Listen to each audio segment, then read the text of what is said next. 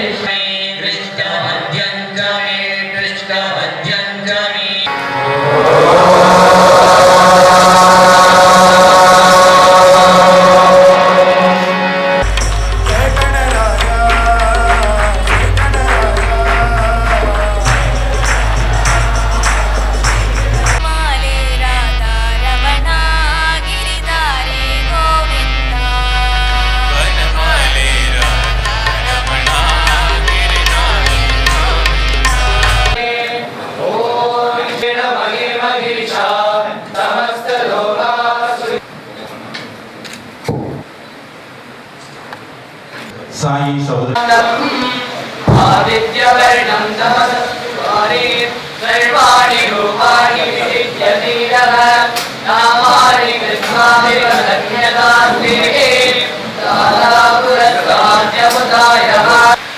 My loving pranams at the lotus feet of our dear Swami.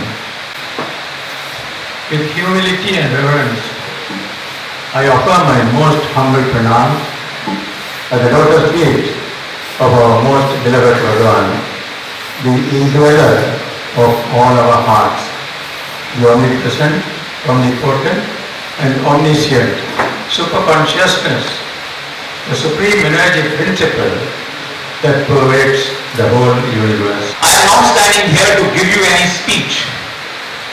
I am standing here to share those direct experiences with Swami where I was involved or I was physically present. ஓம் ஸ்ரீ சாய்ராம். அடுத்ததாக விளம்பர இருக்கின்றது கல்வி வட்டத்தில் அன்பு என்றால் என்ன, எவ்வாறு அன்பு செய்வது மற்றும் அன்பை எவ்வாறு வளர்ப்பது என்ற தலைப்புகளில் ஒரு கலந்துரையாடலாம் விளம்பரம் இருக்கிறது.